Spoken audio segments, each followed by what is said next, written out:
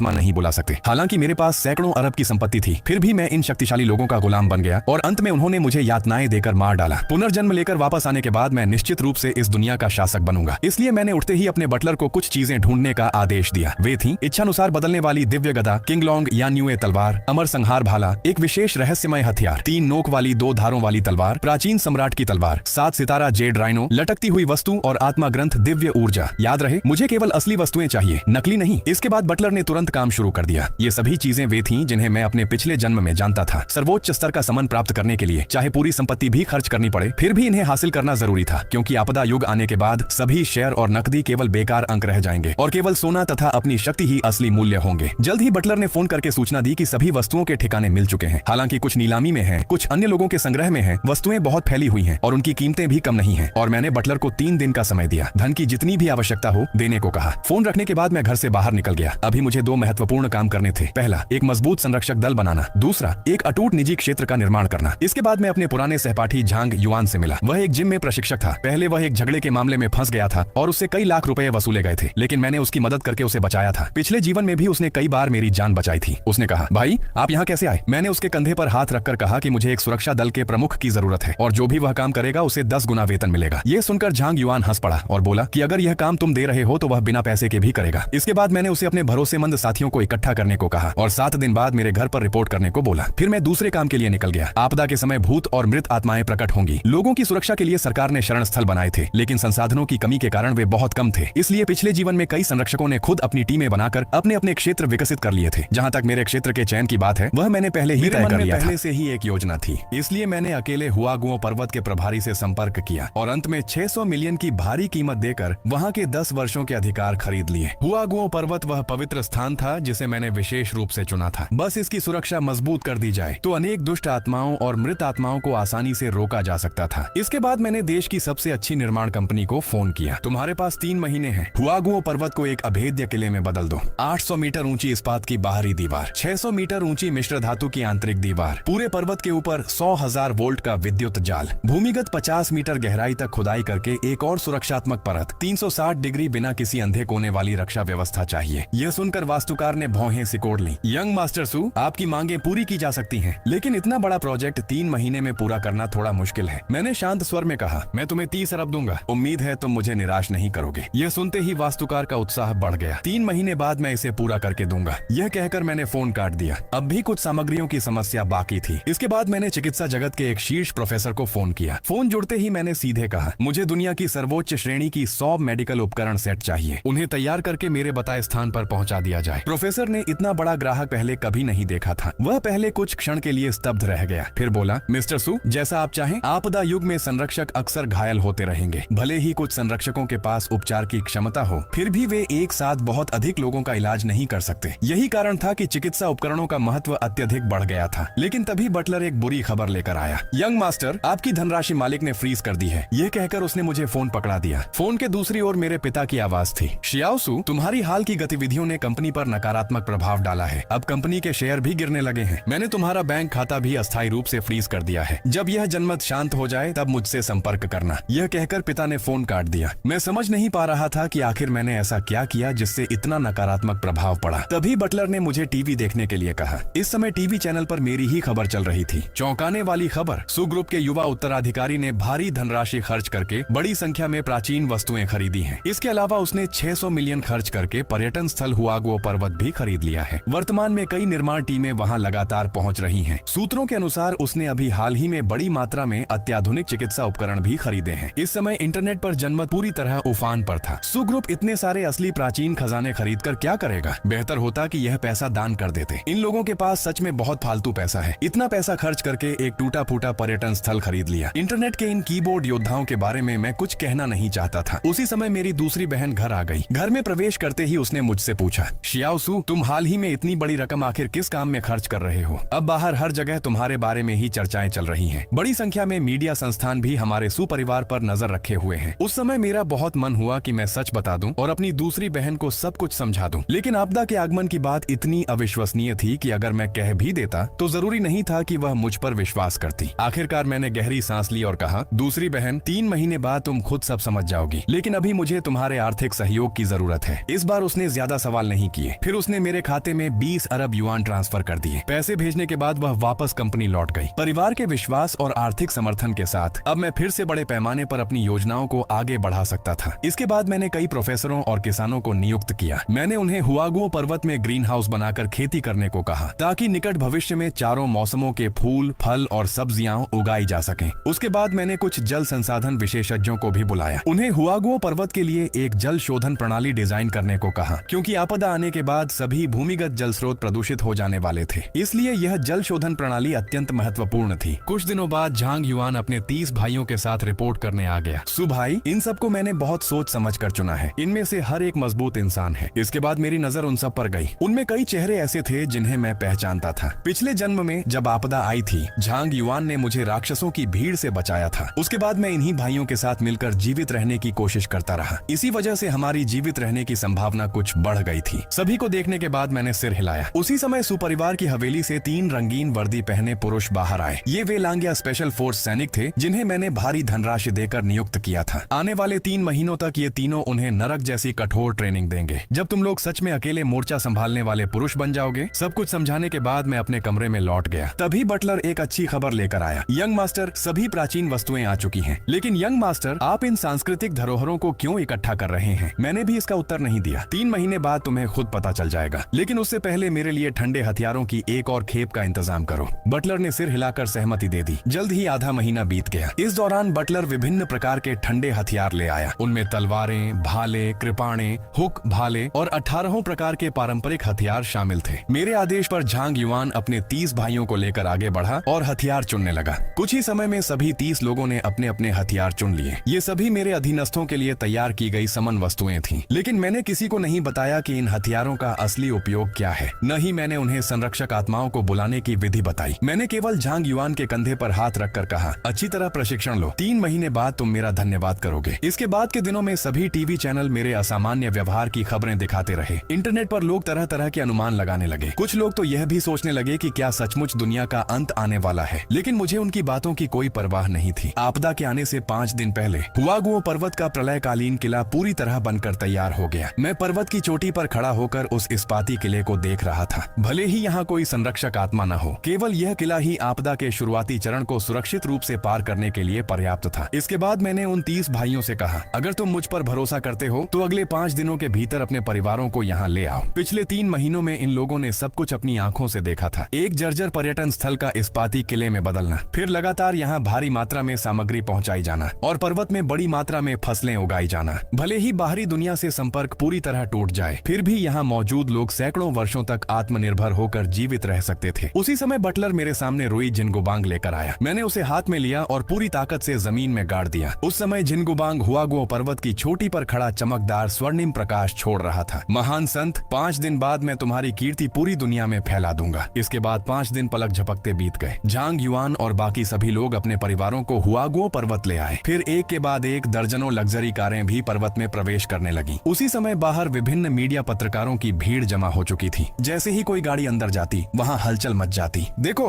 वह सु ग्रुप के अध्यक्ष सु चांगफेंग हैं। पीछे वाली कार में सु परिवार के बड़े और दूसरे युवा स्वामी बैठे हैं। वे अपने पूरे परिवार को भी साथ लेकर आए हैं। कुछ देर बाद पिता मेरे सामने आ गए। सु, क्या अब तुम आखिरकार यह सब समझाने वाले हो? उस समय मैंने सिर उठाकर आसमान की ओर देखा। थोड़ा और इंतजार कीजिए, आप सब कुछ समझ जाएंगे। इसके बाद झांग युआन अपने भाइयों के साथ आ पहुंचा। उनके हाथों में वही हथियार थे जो उन्होंने पहले चुने थे। 3 महीने तक कठिन प्रशिक्षण लेने के बाद वे सभी इसी क्षण का इंतजार कर रहे थे। फिर मैंने अपनी कलाई घड़ी की ओर देखा। जैसे ही रात के 12 बजे चांद अचानक रक्त लाल हो गया। आकाश में लाल धुंध फैल गई। बैंगनी बिजली मानो पूरे आकाश को चीर रही थी। धरती से भयंकर गर्जना सुनाई देने लगी। उसके तुरंत बाद दुनिया भर में सैकड़ों नरक द्वार प्रकट हो गए। हालांकि झांग युआन और बाकी लोगों ने पहले से मानसिक तैयारी कर रखी थी, लेकिन जब उन्होंने वास्तव में प्रलय का दृश्य देखा तो उनका खून जोश से उबलने लगा। उसी समय मैंने देखा कि उनके हथियार चमकने लगे थे। मैंने तुरंत उन्हें आदेश दिया, अपने हथियारों पर एक एक बूंद खून टपकाओ। यह सुनकर झांग युआन और बाकी लोगों ने वैसा ही किया। जैसे ही खून हथियारों पर गिरा, उनकी आत्माएं समन वस्तुओं से बंधने लगी। फिर उनकी आंखों की पुतलियां हथियारों जैसी दिखाई देने लगी और उनके पीछे विशाल संरक्षक आत्माएं प्रकट हो गईं। अब समझ आया कि सुभाई हमें इतने समय से प्रशिक्षण क्यों दिलवा रहे थे। तो ये हथियार देवताओं को बुला सकते हैं। मुझे लग रहा है कि मैं एक मुक्के में बैल को मार सकता हूँ। सुभाई, आपकी संरक्षक आत्मा कौन सी है? मेरे पिता को भी अब उस बात का पछतावा होने लगा था जब उन्होंने मेरी संपत्ति फ्रीज कर दी थी। पहले उन्हें लगता था कि मैं सिर्फ एक बिगड़ैल और नासमझ लड़का हूँ। लेकिन जब उन्होंने प्रलय का दृश्य देखा तब उन्हें समझ आया कि मैं वास्तव में कितना महान कार्य कर रहा था। इसके बाद मैंने अपने लोगों को परिवार वालों को रहने की जगहों तक पहुंचाने का आदेश दिया। बाकी सभी लोगों को हुआगुओ पर्वत की रक्षा करनी थी। यह कहकर मैं पर्वत की सबसे ऊंची चोटी की ओर चल पड़ा। वहां पहुंचने पर रुई जिनगुबांग तेज स्वर्णिम प्रकाश बिखेर रहा था। जब उसे किसी मानव के निकट आने का एहसास हुआ तो ऐसा लगा मानो वह भी प्रसन्न हो उठा हो। इसके बाद मैंने एक खंजर निकाला। मैंने अपने हाथ पर एक कट लगाया जिससे खून निकलने लगा, क्योंकि जितना उच्च स्तर का समन वस्तु होता है उतना ही अधिक रक्त उसकी आवश्यकता होती है। इसके बाद मैंने अपने खून से भीगे हाथ से सीधे जिनगुबांग को पकड़ लिया। उसी क्षण सुनहरी रोशनी चारों ओर फैल गई और अत्यंत तेज चमकने लगी। इस स्तर के देवता श्रेणी के संरक्षक आत्मा को बुलाने के लिए शरीर को भयंकर पीड़ा सहनी पड़ती है। यदि कोई व्यक्ति उस यातना को सहन न कर पाए तो वह उनका स्वामी बनने के योग्य नहीं होता। उस समय की तीव्र पीड़ा से मेरा शरीर कांपने लगा। ठंडा पसीना लगातार बह रहा था। फिर भी मैंने अपना हाथ नहीं छोड़ा। यदि मैं इतनी सी पीड़ा भी सहन नहीं कर सकता तो फिर दुनिया पर राज करने की बात ही क्या करूंगा। उधर किले की दीवारों के बाहर अब बड़ी संख्या में दुष्ट आत्माएं और मृत आत्माएं हुआगुओ पर्वत की ओर दौड़ रही थीं। यह देखकर झांग युआन अपने भाइयों को लेकर उनका मुकाबला करने लगा। उसने अपनी पीठ से लंबी तलवार निकाली। तुरंत उसके पीछे एक नारंगी रंग का योद्धा संरक्षक आत्मा प्रकट हो गया। झांग युआन जब भी वार करता उसका संरक्षक आत्मा भी वही क्रिया दोहराता। ये दुष्ट आत्माएं ऊपर से भले ही भयानक दिखाई देती थीं, लेकिन झांग युआन और उसके साथियों के सामने वे तिनकों की तरह थीं। 3 महीने की नरक जैसी ट्रेनिंग और संरक्षक आत्माओं के आशीर्वाद के कारण वे सभी बहादुर महान सेनापतियों जैसे बन चुके थे। भाई झांग, मैं तो सोच रहा था ये दुष्ट आत्माएं कितनी ताकतवर होंगी। किसने सोचा था कि ये इतनी कमजोर निकलेंगी। भाई झांग, मैं तुम्हें दिखाता हूँ, एक मुक्के में 10 को गिरा दूंगा। इसी तरह हंसते बोलते वे लड़ाई जारी रखे हुए थे। उसी समय यह दृश्य बाहर मौजूद पत्रकारों ने भी देख लिया और लाइव प्रसारण के माध्यम से इसे टीवी चैनलों तक पहुंचा दिया गया। जिन शहरों पर दुष्ट आत्माओं ने हमला कर दिया था वहां के लोग अपनी जान बचाने में लगे थे, जबकि जिन जगहों पर अभी हमला नहीं हुआ था वहां लोग इंटरनेट पर चर्चा कर रहे थे। यकीन नहीं होता, सचमुच दुनिया का अंत आ गया है। मैंने अभी अभी अपनी आंखों से देखा, एक सफेद खरगोश अचानक 2 मीटर ऊंचे राक्षसी खरगोश में बदल गया। वे राक्षस जल्द ही लियू शहर तक पहुंच जाएंगे। अब मैं क्या करूं? इस अचानक आई आपदा के सामने सभी लोग असहाय थे, लेकिन कुछ समझदार नेटिजन्स को अचानक एक बात याद आई। सुपरिवार के तीसरे युवा स्वामी ने इस सब की तैयारी 3 महीने पहले से की थी। जल्दी जाओ और हुआगुओ पर्वत का लाइव प्रसारण देखो। इसके बाद बड़ी संख्या में लोग हुआगुओ पर्वत के लाइव चैनल में घुस आए और जो दृश्य उन्होंने देखा उससे वे स्तब्ध रह गए। उन्होंने देखा कि 30 योद्धा विभिन्न राक्षसों से लड़ रहे थे और उनके पीछे विशाल संरक्षक आत्माओं की परछाइयां खड़ी थीं। वे भयानक दुष्ट आत्माएं उनके सामने कागज की तरह कट रही थीं। क्या ये स्वर्ग से मानवता को बचाने आए देवता हैं? ध्यान से देखो, ये सब सुपरिवार के तीसरे युवा स्वामी के अधीन है और उनके पीछे दिखाई देने वाले देवता तो प्राचीन कथाओं के योद्धाओं जैसे लग रहे हैं। इधर झांग युआन और बाकी लोग लड़ते लड़ते और अधिक उत्साहित होते जा रहे थे। उन्हें ऐसा महसूस हो रहा था जैसे उनके शरीर में असीम शक्ति भर गई हो। कुछ देर बाद झांग युआन को कुछ अजीब लगा। 10 मिनट से अधिक समय तक लगातार लड़ने के बाद भी उन्हें थकान महसूस नहीं हो रही थी, बल्कि वे और अधिक ऊर्जावान होते जा रहे थे। तभी एक गंजे साथी ने अचानक चिल्लाकर कहा, भाई झांग, उधर देखो, एक और विशाल दुष्ट आत्माओं की सेना आ रही है। दूर क्षितिज पर काली लहर जैसी दुष्ट आत्माओं और मृत आत्माओं की भीड़ दिखाई दी। उनकी संख्या इतनी अधिक थी कि मानो आकाश और धरती को ढक रही हो। वे हुआगुओ पर्वत की ओर उमड़ती हुई सुनामी जैसी लग रही थीं। उनके तेजी से बढ़ने के कारण जमीन तक कांपने लगी। मुसीबत हो गई। शायद यहाँ बहुत अधिक रक्त और मांस की गंध है, इसलिए वे सब आकर्षित होकर आ गए हैं। इतनी विशाल राक्षसी भीड़ को देखकर जो साथी अभी तक लड़ाई का आनंद ले रहे थे उनकी खोपड़ी तक सुन्न हो गई। लाइव प्रसारण में भी हाहाकार मच गया। खत्म हो गया, उनकी संख्या बहुत ज्यादा है। एक नजर में उनका अंत तक दिखाई नहीं देता। सुपरिवार के तीसरे युवा स्वामी द्वारा बनाया गया इस्पाती किला शायद 1 घंटा भी नहीं टिक पाएगा। लेकिन समस्या केवल संख्या की नहीं थी। जरा सामने वाली पंक्ति के राक्षसों को ध्यान से देखो। जब लोगों ने उन राक्षसों को ध्यान से देखा तो उनके चेहरे भय से बदल गए। वहाँ मृत काले भालू, मृत जंगली बैल और अन्य अत्यंत हिंसक जीव थे। मृत आत्मा की ऊर्जा के प्रभाव में उनके शरीर विकृत और विशाल हो चुके थे। उनमें से प्रत्येक एक बड़े ट्रक जितना विशाल था। वे अत्यंत तेज गति से दौड़ रहे थे और उनके पीछे 3-4 मंजिला इमारत जितनी ऊंची विशाल परछाइयां दिखाई दे रही थी। ध्यान से देखने पर पता चला कि वे हाथियों की आकृतियां थीं। मृत आत्मा के विशाल हाथी। उनका शरीर इतना विशाल था कि एक कदम रखने पर धरती कांप उठती थी। यहाँ तक कि एक टैंक भी उनके एक पैर के नीचे कुचल जाता। कप्तान, अब हम क्या करें? सभी सैनिकों ने घबराकर लार निकली। उनके सिर सुन्न पड़ चुके थे। झांग युआन ने दांत भींच कर कहा, और क्या कर सकते हैं? सुभाई ने हमें यहाँ रक्षा करने को कहा है, तो चाहे मरना पड़े हम रक्षा करेंगे। उसकी आंखों में दृढ़ संकल्प चमक रहा था। उसने अपनी तलवार कसकर पकड़ ली। सही कहा, अगर अपनी जान भी देनी पड़े तो दूंगा, लेकिन मैं इन्हें हुआगुओ पर्वत में घुसने नहीं दूंगा। बाकी सभी साथियों के चेहरे भी दृढ़ हो गए, मानो वे अपनी जान न्यौछावर करने के लिए तैयार हों। राक्षसी राक्षसी लहर लगातार नजदीक आती जा रही थी। सबसे आगे शक्तिशाली मृत बाघ और सिंह थे। उनसे तो झांग युआन और उसके साथी किसी तरह निपट सकते थे, लेकिन जब पहाड़ जैसे विशाल मृत हाथी आगे बढ़े और उन्होंने अपने विशाल पैर उठाकर उन्हें कुचलने के लिए नीचे गिराया, तो उनकी विशाल छाया ने सभी को ढक लिया। झांग युआन और बाकी लोगों के रोंगटे खड़े हो गए। पूरा शरीर पसीने से भीग गया। उनके दिल मानो फटने वाले थे। उन्हें ऐसा महसूस हुआ जैसे वे मृत्यु के बिल्कुल किनारे पहुंच गए हों। उसी समय दूर से एक आवाज गूंजी, पुराने सन आ गए। अगले ही क्षण सुन वुकोंग ने अपनी एक ही गदा के वार से सामने मौजूद सभी दुष्ट आत्माओं को उड़ा दिया। सिर्फ कुछ पलों के भीतर वह भयानक राक्षसी लहर जो अभी लोगों के दिलों में डर भर रही थी, पूरी तरह गायब हो गई। जब सन वुकोंग धीरे धीरे भूमि पर उतरे, तब जाकर सभी ने राहत की सांस ली। उस समय सन वुकोंग मेरे पीछे खड़े थे। सुभाई कमाल है, एक ही वार में उन्होंने सबको खत्म कर दिया। वाकई वह व्यक्ति जो महान आशी समस्वर्ग को बुला सकता है। झांग युआन और बाकी सभी लोग खुशी से चिल्लाने लगे। वे मुझे और मेरे पीछे खड़े महान आर्षी संरक्षक आत्मा को ऐसे देख रहे थे मानो उनके सामने कोई देवता खड़ा हो। लाइव प्रसारण में भी भारी उत्साह फैल गया। यही तो मेरे मन का महान आर्षी समस्वर्ग है। यकीन नहीं होता कि मैं अपने जीवन में यह दृश्य देख पाऊंगा। कुछ समय के लिए तो नेटिजन्स मानो यह भी भूल गए कि प्रलय आ चुका है। जब मैंने देखा कि सभी राक्षस समाप्त हो चुके हैं, तो मैंने आदेश दिया, मुख्य द्वार बंद करो, सभी लोग वापस शहर में लौट जाओ। यह कहकर मैं सबसे पहले सोमरस बादल जिंदवायुन पर सवार होकर शहर की ओर उड़ गया और यह देखकर झांग युआन तथा बाकी सभी लोग और भी अधिक उत्साहित हो गए। सुभाई, यह तो बहुत ज्यादा शानदार है। क्या सिर्फ महान आर्षी समस्वर्ग ही उड़ सकता है? इसके बाद झांग युआन और बाकी लोग भी जल्दी जल्दी शहर में लौट आए। मिलते ही वे शोर मचाने लगे कि मैं उन्हें उड़ना सिखाऊं। कोई भी पुरुष बादलों पर पैर रखकर इस तरह की एंट्री करने के आकर्षण को ठुकरा नहीं सकता था। तब मैंने उन्हें समझाया, जब तुम लोग स्तर 3 पर पहुंच जाओगे, तब थोड़े समय तक हवा में फिसल कर चल सकोगे और स्तर 4 के बाद लंबे समय तक उड़ान भरना संभव हो जाएगा। जहाँ तक स्तर बढ़ाने की बात है, तुम्हें दुष्ट आत्माओं का शिकार करना होगा। इन दुष्ट आत्माओं के मरने के बाद एक प्रकार का सार उत्पन्न होगा। जब तुम उसे अवशोषित करोगे तो तुम्हारी शक्ति बढ़ेगी। जब पर्याप्त मात्रा में सार इकट्ठा हो जाएगा, तब तुम्हारा स्तर बढ़ जाएगा। इसी तरह शहर के बाहर मौजूद दुष्ट आत्माओं के भी अलग अलग स्तर होते हैं। जितनी ऊंचे स्तर की दुष्ट आत्मा को मारोगे, उतनी तेजी से तुम्हारा स्तर बढ़ेगा। हर बार स्तर बढ़ने पर तुम्हारा शरीर और मजबूत होगा और जैसे जैसे तुम्हारा शरीर शक्तिशाली बनेगा, तुम्हारी संरक्षक आत्मा भी मजबूत होती जाएगी। अब सब लोग पूरी तरह समझ चुके थे। तभी झांग युआन ने उत्सुकता से पूछा, सुभाई, आपने अभी एक ही वार में इतनी सारी दुष्ट आत्माओं को मार दिया था, तो क्या आपका स्तर भी बढ़ गया है? मैंने सिर हिलाया। सही कहा, मैं अब स्तर 3 पर पहुंच चुका हूं, लेकिन अभी मुझे कुछ कार्य बांटने हैं। तुम लोग पहले 2 टीमों में बंट जाओ और बारी बारी से आराम करो। आज तो बस शुरुआत थी, कल से असली नरक शुरू होगा। जब मैंने यह कहा तो मेरा चेहरा बेहद गंभीर था, क्योंकि मैं उन्हें डराने की कोशिश नहीं कर रहा था। आपदा युग में सबसे भयावह चीज दुष्ट आत्माओं के सेनापति नहीं थे, बल्कि यह था कि वे हर दिन और अधिक शक्तिशाली होते जाते थे। हालांकि वे पहले ही असंख्य लोगों में भय पैदा कर चुके थे, लेकिन केवल मैं जानता था कि वे अभी सिर्फ स्तर 1 की दुष्ट आत्माएं और मृत आत्माएं थीं। कल से धीरे धीरे कुछ दुष्ट आत्माएं स्तर 2 तक पहुंच जाएंगी और उसी समय से आम लोगों का असली दुःस्वप्न शुरू होगा। तुम लोग हमेशा सतर्क रहना। यदि शहर की दीवार के नीचे थोड़ी संख्या में दुष्ट आत्माएं दिखाई दें, तो टीम बनाकर बाहर जाओ और उनका शिकार करो। कोशिश करना कि जल्दी से स्तर 2 तक पहुंच जाओ। स्तर 1 की दुष्ट आत्माओं की सोच बहुत साधारण होती है। वे सिर्फ हत्या करना जानती हैं। उन्हें कोई रणनीति या चालाकी नहीं आती। इसीलिए मैं निश्चिंत होकर उन्हें शहर से बाहर शिकार करने भेज सकता था। इसके बाद मैंने एक और बात जोड़ी, मेरी अनुमति के बिना किसी को भी शहर के अंदर मत आने देना, क्योंकि प्रलय काल में हर व्यक्ति के मन में स्वार्थ होता है। यदि दया दिखाकर किसी ऐसे व्यक्ति को अंदर ले आए जो बाद में विश्वासघात करे, तो परिणाम बेहद भयानक होंगे। उसी समय 5वें सैन्य क्षेत्र में भी आपदा आ चुकी थी। हालांकि वहाँ कोई संरक्षक आत्मा नहीं थी, लेकिन सेना के पास अभी भी भारी हथियार मौजूद थे। शुरुआत में वे भी अचानक प्रकट हुई दुष्ट आत्माओं से चौंक गए थे, लेकिन संभलने के बाद उन्होंने तेज प्रत्याक्रमण शुरू कर दिया। इसके बाद सैन्य कमांडर ने आपातकालीन बैठक बुलाई। अब हमें सैनिकों को आसपास के शहरों की सहायता के लिए भेजना होगा और फिर सामग्री जुटाकर शरण स्थल बनाने होंगे। हमें हर हाल में जनता की सुरक्षा सुनिश्चित करनी है। उसी समय एक महिला खुफिया अधिकारी ने अपना लैपटॉप कमांडर चेन के सामने रख दिया। स्क्रीन पर नरक द्वारों की तस्वीरें दिखाई दे रही थीं। हमारी वर्तमान जानकारी के अनुसार अचानक प्रकट हुए रहस्यमय जीवों में कम से कम आधे इन्हीं नरक द्वारों से निकले हैं। बाकी आधे वे जानवर हैं जो मनुष्य नहीं हैं। लाल चांद के आने के बाद वे भी परिवर्तित होने लगे। कमांडर चेन इस जानकारी से संतुष्ट नहीं थे। बस इतनी ही जानकारी है। महिला अधिकारी का चेहरा बदल गया। फिर उसने एक और फाइल खोल दी। उस फाइल में मेरा व्यक्तिगत विवरण था। उसका नाम सुली है। वह सूचीबद्ध कंपनी सुग्रुप के अध्यक्ष का तीसरा पुत्र है। 3 महीने पहले, या अधिक सटीक रूप से कहें तो 100 दिन पहले, उसने बड़ी मात्रा में प्राचीन वस्तुएं इकट्ठा करना शुरू कर दिया था और सैकड़ों अरब खर्च करके एक नए युग का नूह का जहाज तैयार किया। शुरुआत में सबको लगा था कि वह सिर्फ एक बिगड़ैल अमीर लड़का है, लेकिन अब जो कुछ हो रहा है उसे देखकर लगता है कि सुली शायद कुछ ऐसी बातें जानता था जो हम नहीं जानते। उसी समय समय एक सैन्य अधिकारी तेजी से दौड़ता हुआ अंदर आया। कमांडर चेन, एक बड़ी खबर मिली है। इसके बाद उसने एक यूएसबी ड्राइव कंप्यूटर में लगाई और एक वीडियो चलाया। वीडियो में झांग युआन और बाकी लोगों की राक्षसों से लड़ाई दिखाई दे रही थी और उनके पीछे विशाल संरक्षक आत्माएं खड़ी थी। वीडियो के अंत में सन वुकोंग भी दिखाई दिए। वीडियो समाप्त होने के बाद अधिकारी ने कहा, ये सभी वीडियो अभी अभी इंटरनेट पर सामने आए हैं। ऐसा लगता है कि इंसान अब देवताओं जैसी शक्तियों को बुला सकते हैं। यह सुनकर कमांडर चेन का चेहरा भी बदल गया। स्थिति उनकी कल्पना से कहीं अधिक जटिल थी। उसी समय महिला खुफिया अधिकारी को कुछ याद आया। उसने स्क्रीन की ओर इशारा करके कहा, महान राशि समस्वर्ग, यह व्यक्ति तो सुग्रुप का तीसरा युवा स्वामी नहीं है। मैं अभी जाकर उसे पूछताछ के लिए लेकर आती हूँ। लेकिन कमांडर चेन ने उसे तुरंत रोक दिया। अगर तुम्हारी बातें सही हैं, तो शायद यह ऐसा व्यक्ति नहीं है जिसे हम जब चाहें बुला सकें। सोचो, एक ऐसा व्यक्ति जो भविष्य को पहले से जानता हो, जिसने पहले से इस्पाती किला तैयार कर लिया हो, जो अपने अधीनस्थों को रहस्यमय आत्माओं को बुलाना सिखा सकता हो और जो स्वयं महान आर्षि समस्वर्ग को बुला सकता हो। फिलहाल तो हमारे पास उसके बराबर खड़े होने की योग्यता भी नहीं है। यह सुनकर कमरे में सन्नाटा छा गया। फिर कमांडर चेन ने महिला अधिकारी की ओर इशारा करते हुए कहा, मैं चाहता हूं कि तुम हुआगुओ पर्वत के अंदर प्रवेश करो। हर संभव प्रयास करके उसके साथ अच्छे संबंध बनाओ और धीरे धीरे उसकी जांच करो। उसकी हर गतिविधि पर नजर रखो। यदि किसी भी समय सैन्य सहयोग की आवश्यकता हो तो सीधे मुझसे संपर्क करना। महिला अधिकारी की आंखों में दृढ़ निश्चय चमक उठा। जी,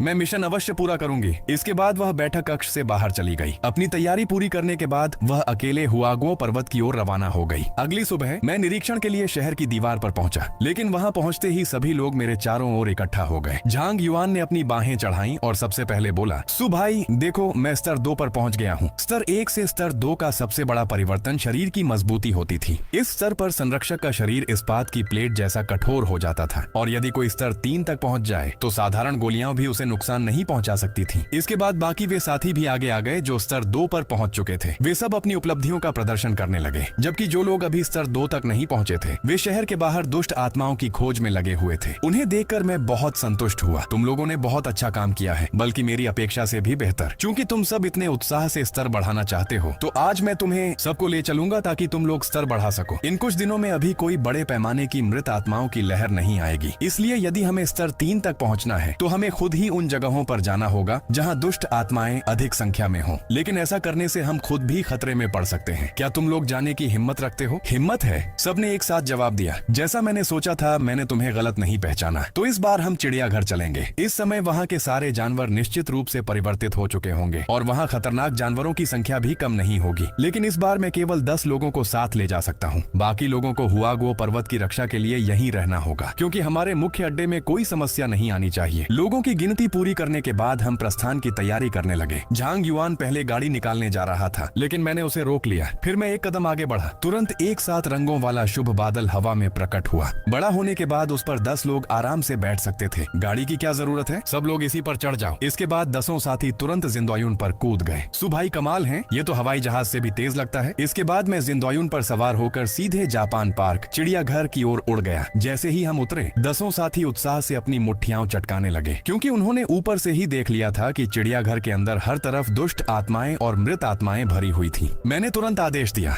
आक्रमण करो। अगले ही पल 10 साथी हथियार लेकर चिड़ियाघर के अंदर घुस गए। एक क्षण में वहां मौजूद मृत आत्माएं सतर्क हो गईं। जब उन्होंने देखा कि जीवित मनुष्य उनके क्षेत्र में घुस आए हैं, तो वे पागलों की तरह हमारी ओर टूट पड़े। बंदर, घोड़े, हिरण और अन्य जानवरों से बनी मृत आत्माएं, जिनका आकार मिनी वैन जितना बड़ा था, तेजी से दौड़ने लगी। उनके दौड़ने से धरती कांपने लगी, मानो भूकंप आ गया हो। उसी समय संरक्षक आत्माओं की आभाएं सबके पीछे चमक उठी। झांग युआन और उसके साथी खुशी से झूमते हुए मृत आत्माओं के बीच कूद पड़े और खुलेआम नरसंहार शुरू कर दिया। मैंने तो महान आर्षि समस्वर्ग की संरक्षक आत्मा को भी नहीं बुलाया। इन साधारण स्तर 1 दुष्ट आत्माओं के सामने केवल एक स्तर 3 संरक्षक के शरीर की ताकत से ही मैं उन्हें आसानी से मार सकता था, और मेरे हाथ में रुई जिनगुबांग भी था। एक बार में मेरे सामने की परिवर्तित मृत आत्माएं चूर चूर होकर मांस और रक्त में बदल जाती और वहीं मर जाती। अरे सु भाई, थोड़ा धीरे मारो। झांग युआन परेशान हो गया। उसने अपनी बड़ी तलवार उठाई और पीछे खड़े संरक्षक आत्मा के साथ सामने की दुष्ट आत्मा पर जोरदार वार किया।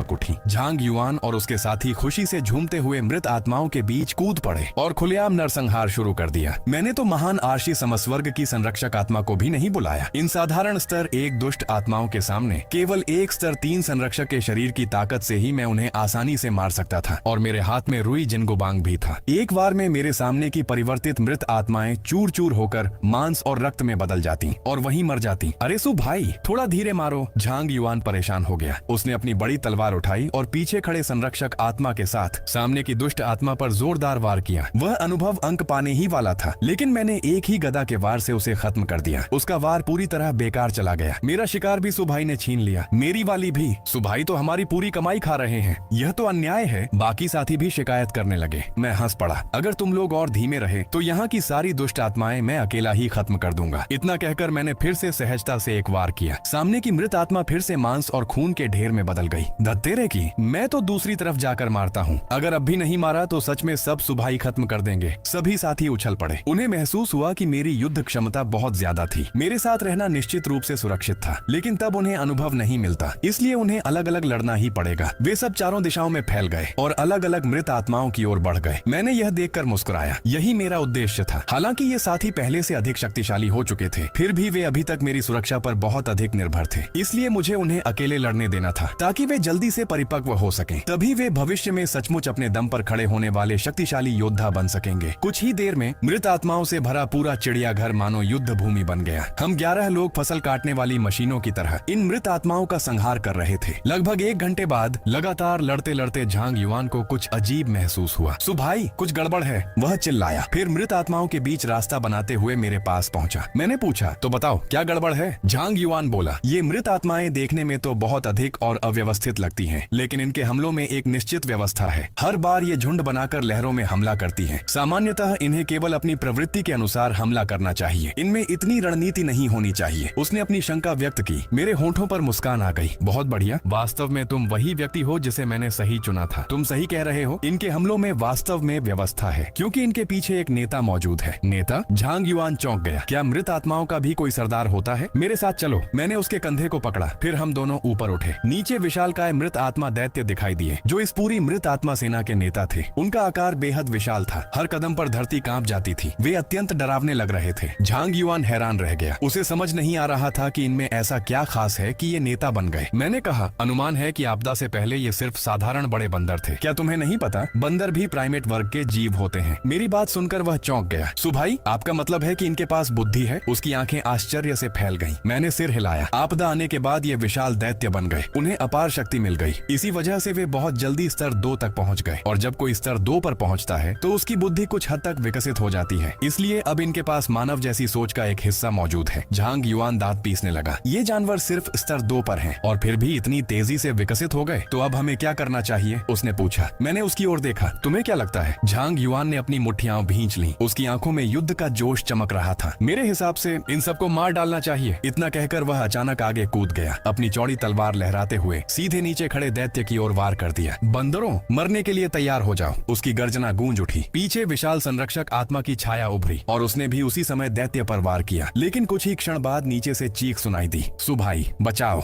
जल्दी मेरी मदद करो। यह सुनकर मैं हंस पड़ा। झांग युआन बिल्कुल पिछले जन्म जैसा ही था, बहुत जल्दबाज। आखिरकार मुझे ही उसकी मदद करनी पड़ती थी। उसी समय मेरी नजर नीचे मौजूद दैत्यों के बीच एक कोने पर पड़ी। वहाँ एक विशालकाय दैत्य सिकुड़ कर बैठा हुआ था। मैंने जमीन पर पड़े लोगों के एक समूह को देखा। मेरी आंखों में सुनहरी चमक उभरी। ध्यान से देखने पर पता चला कि उस दैत्य ने कई लोगों को पकड़ रखा था। वे सब रस्सियों से बंधे हुए कोने में फेंके गए थे। उनमें से अधिकतर सुंदर युवा लड़कियां थीं और उनमें मुझे एक परिचित चेहरा भी दिखाई दिया। गु यिंगयिंग, वह यहाँ कैसे है? उसी समय एक लड़की रोते हुए बोली, यिंगयिंग, क्या हम यहीं मरने वाले हैं? मैं मरना नहीं चाहती, मैं सच में मरना नहीं चाहती। उसके पास बैठी गु शुआंग भी फूट फूट कर रो रही थी और वहाँ अब किसी के चेहरे पर आशा की कोई झलक नहीं थी। कभी फो परिवार की युवती जैसी दिखने वाली गु यिंगयिंग अब पूरी तरह बंधी हुई थी। उसकी संरक्षक आत्मा को भी दैत्यों ने मिलकर घेर लिया था और उसे पूरी तरह चकनाचूर कर दिया था। अब उसके पास विरोध करने की जरा भी शक्ति नहीं बची थी। वह जानती थी कि उसकी मृत्यु अब दूर नहीं थी। उसी समय एक विशाल दैत्य भारी कदमों से उसकी ओर बढ़ा। उसकी रक्तिम आंखें कैदियों के समूह पर घूमती हुई अंततः गु यिंगयिंग पर आकर टिक गईं। उसका विशाल हाथ नीचे आया और उसने गु यिंगयिंग को उठा लिया। गु हाओशुआंग भय से कांप उठी। वह आवाज तक निकालने की हिम्मत नहीं कर पा रही थी और जमीन पर सिकुड़कर रोती रही। गु यिंगयिंग ने निराशा भरे चेहरे से उस दैत्य को देखा। उसकी संरक्षक आत्मा टूट चुकी थी, उसकी स्वर्ण जड़ित हेयरपिन भी नष्ट हो चुकी थी और अब उसके जीवित बचने की कोई संभावना नहीं थी। दैत्य के भयावह चेहरे को देखते हुए उसने निराश होकर अपनी आंखें बंद कर ली। मृत्यु के उस क्षण में मेरे चेहरे की छवि उसके मन में उभर आई। यदि मैं यहाँ होता तो शायद पूरे चिड़ियाघर के राक्षसों का सफाया कर चुका होता, लेकिन अफसोस दुनिया में अगर जैसी कोई चीज नहीं होती। उसी समय भूकंप जैसी एक और भारी पदचाप सुनाई दी। गु यिंगयिंग को महसूस हुआ कि दैत्य उसे उस स्थान की ओर ले जा रहा है जहाँ वह उसे यातना देकर मार डालेगा। लेकिन अचानक कदमों की आवाज रुक गई। फिर उसे ऐसा लगा मानो उसका शरीर हवा में गिर रहा हो। क्या हुआ? उसने हैरानी से आंखें खोली। उसके सामने आकाश छूती एक विशाल आकृति खड़ी थी और जिस दैत्य ने उसे पकड़ा हुआ था उसका ऊपरी शरीर पूरी तरह गायब हो चुका था। अगले ही पल उसे लगा जैसे वह किसी मजबूत आलिंगन में आ गिरी हो। मुड़कर देखने पर उसने मेरा चेहरा देखा। सुली, गु यिंगयिंग को लगा जैसे वह सपना देख रही हो। सब कुछ इतना वास्तविक लग रहा था। तुम ठीक हो? जब उसने मेरी असली आवाज सुनी तभी उसे एहसास हुआ कि यह सब सच था। वह वास्तव में बच गई थी। मृत्यु के भय और आतंक से दबे हुए उसके सारे भाव उसी क्षण फूट पड़े। उसकी आंखों से आंसू बड़े बड़े मोतियों की तरह गिरने लगे। फिर वह सीधे मेरी बाहों में आकर फूट फूट कर रोने लगी। मैंने कुछ नहीं कहा, बस उसे थामे हुए जमीन पर उतरा। मैंने उसके शरीर से बंधी रस्सियां तोड़ दी और उसे आजाद कर दिया। कुछ देर बाद गु यिंगयिंग का रोना रुक गया। वह मेरे सामने खड़ी हुई और अपने कपड़ों में से एक टूटी हुई खून के दाग वाली हेयरपिन निकाल कर बोली, माफ करना सुली, स्वर्ण हेयरपिन टूट गई और काई वेंजी की संरक्षक आत्मा को भी उन दैत्यों ने तोड़ दिया। मैंने शांत स्वर में कहा, कोई बात नहीं, स्तर 1 की संरक्षक आत्माएं इतनी आसानी से समाप्त नहीं होती। हेयरपिन भी मरम्मत की जा सकती है। सच कहूँ तो मुझे उस हेयरपिन की कोई परवाह नहीं थी। सिर्फ एक स्तर 1 की बुलाहट मेरे लिए कोई विशेष महत्व नहीं रखती थी। उसी समय झांग युआन की मदद के लिए पुकार फिर सुनाई दी। मैंने असहाय होकर मुस्कुराया। जरा मेरा इंतजार करो। इतना कहकर मैं दूर उन दैत्यों की ओर मुड़ा जो झांग युआन को घेर रहे थे। मैंने एक कदम आगे बढ़ाया और रुई जिनगुबांग को जोर से जमीन पर पटका।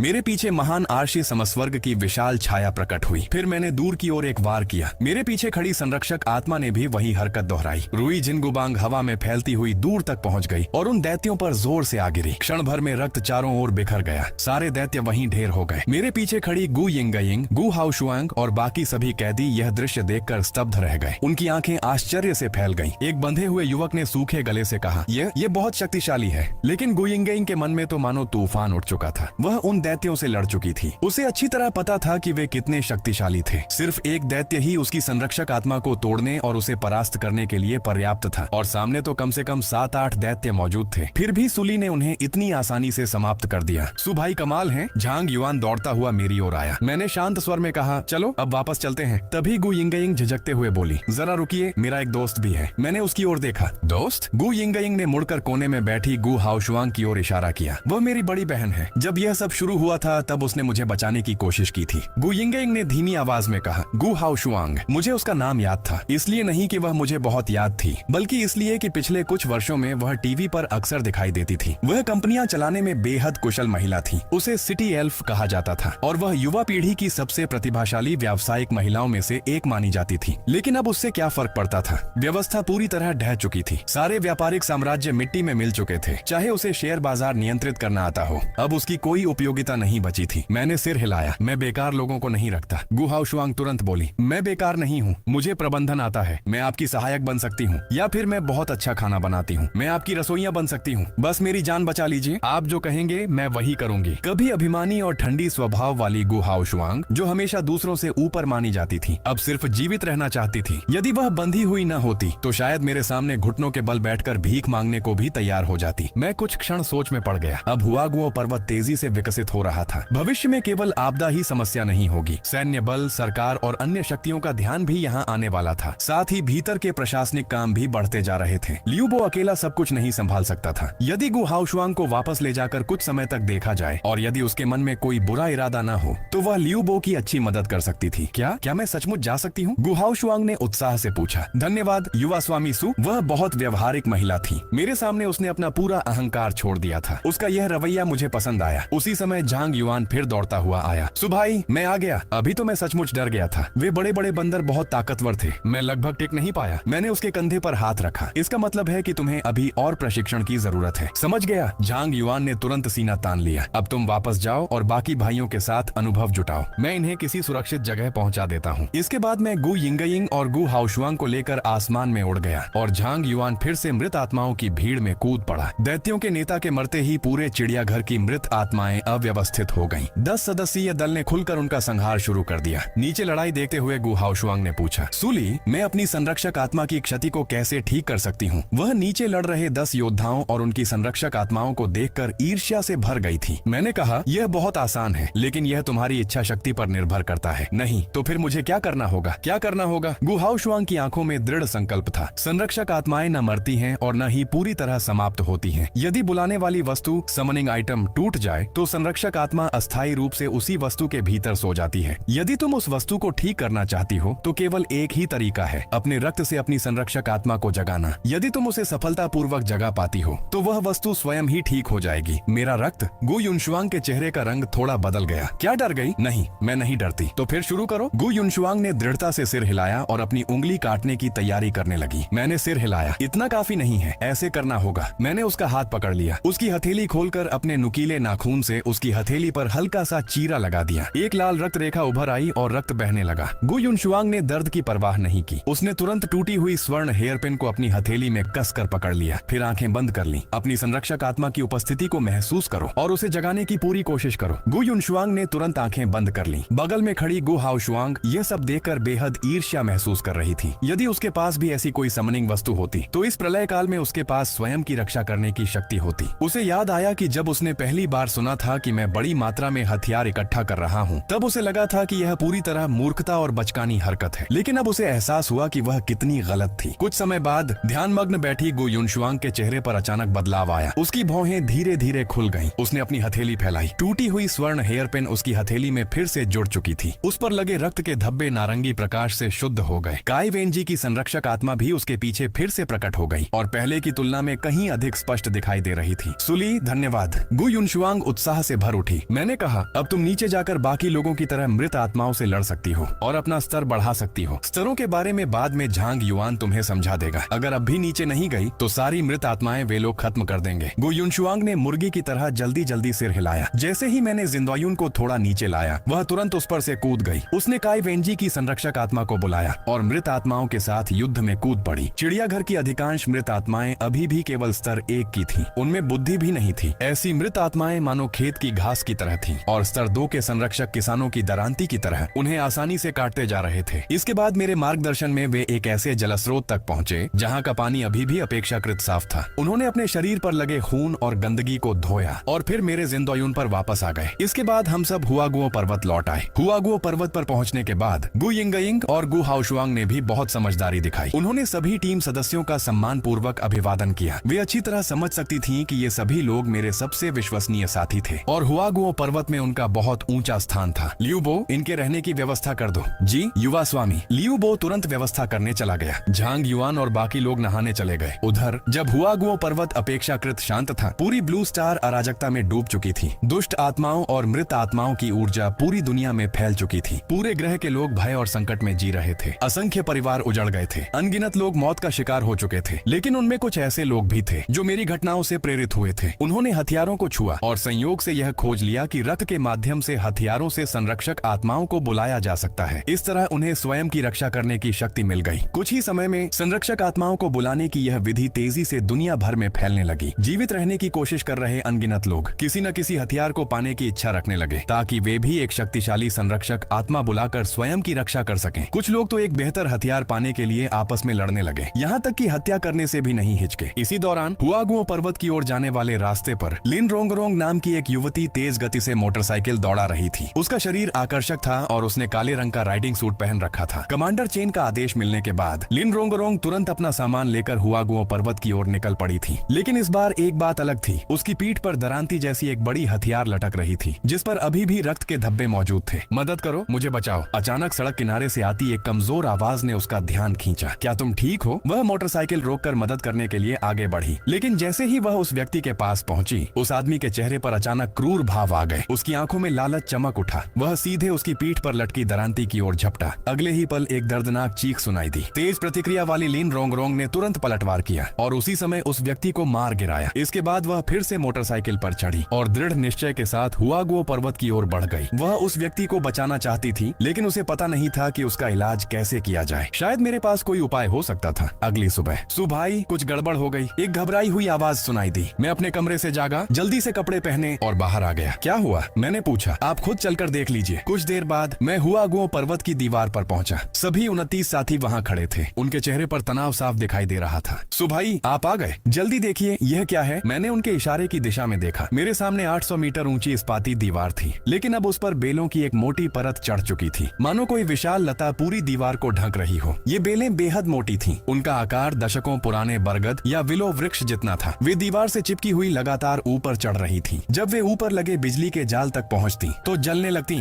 और तभी उनका फैलाव रुकता। मृत आत्मा वृक्ष। मैंने भौहें सिकोड़ ली, क्योंकि पौधों का स्तर और जानवरों का स्तर पूरी तरह अलग होता था। उदाहरण के लिए, एक विशाल और घना वृक्ष यदि स्तर एक की मृत आत्मा बन जाए तो उसकी विनाशकारी शक्ति किसी साधारण घास की मृत आत्मा से कहीं अधिक होगी। इसलिए निम्न स्तरों पर पौधों की शक्ति मुख्य रूप से उनके आकार पर निर्भर करती थी, और एक विशाल वृक्ष के मृत आत्मा बनने के बाद उसकी शक्ति सामान्य स्तर 3 मृत आत्मा पशुओं से भी अधिक भयानक हो सकती थी। झांग युआन ने कहा, सुभाई, इन बेलों की पुनर्जनन क्षमता बहुत तेज है। हमने इन्हें कई बार काटा है। हर बार इन्हें जड़ों तक काट दिया जाता है, लेकिन थोड़ी देर बाद ये फिर से उगाती हैं, और इनकी जड़ें जमीन के बहुत गहरे अंदर हैं। हम इन्हें पूरी तरह खत्म नहीं कर पा रहे। मैंने सिर हिलाया। मैं खुद जाकर देखता हूँ। मैंने एक कदम आगे बढ़ाया। मेरे पैरों के नीचे शुभ बादल प्रकट हुआ। मैं उड़कर दीवार के सामने पहुंच गया। एक निश्चित दूरी पर पहुंचकर मैं मुड़ा और दीवार की ओर देखने लगा। टेढ़ी मेढ़ी और मोटी बेलें मानो अजगरों की तरह पूरे किले की दीवार पर फैली हुई थी। उनकी जड़ हालांकि नीचे एक गमले जितने छोटे गड्ढे से निकलती दिखाई दे रही थी, और वहीं जटिल व विशाल बेलें उसी से फैल रही थीं। मैं सीधे नीचे उतरा और जड़ को पकड़ लिया। एक स्तर 3 संरक्षक की शक्तिशाली ताकत फूट पड़ी और मैंने उसे जड़ समेत उखाड़ दिया। यह असली स्रोत नहीं है, यह सिर्फ एक शाखा होनी चाहिए। जड़ देखने के बाद मेरी भौहें अचानक सिकुड़ गईं। यह जड़ बहुत अजीब थी। किसी परिपक्व विशाल वृक्ष की जड़ जैसी बिल्कुल नहीं लग रही थी। क्या ऐसा हो सकता है? मुझे एक भयानक संभावना याद आ गई। पिछले जन्म में जब आपदा का युग अभी अभी शुरू हुआ था, वनस्पति उद्यान में एक 300 वर्ष पुराना विशाल वृक्ष मृतात्मा में बदल गया था। पहले से ही विशाल होने के कारण मृतात्मा ऊर्जा के प्रभाव में वह और भी विकराल बन गया। उसने अपनी भयानक शक्ति से आसपास के सभी जीवित प्राणियों का संहार कर दिया था, यहाँ तक कि रास्ते से गुजरने वाले मृतात्माओं और दुष्ट आत्माओं को भी नहीं छोड़ा था। इसी कारण वह केवल एक ही रात में स्तर 140 तक पहुंच गया था और उसने बुद्धि प्राप्त कर ली थी। बुद्धि प्राप्त करने के बाद वह और भी पागल हो गया। उसकी मोटी बेलें अनगिनत सांपों और टेंटिकलों की तरह लहराती थीं, और वह जीवों का निर्मम संहार करता हुआ आगे बढ़ता था। जहाँ से वह गुजरता वहाँ घास का एक तिनका भी नहीं बचता था, क्योंकि वह अपनी बेलों को पागलों की तरह घुमाता था। मानव जाति ने उसे पागल बेल का नाम दिया था, और पागल बेल की सबसे डरावनी बात उसकी बेलों की विनाशकारी शक्ति नहीं थी जब वह उन्हें उन्मत्त होकर लहरा,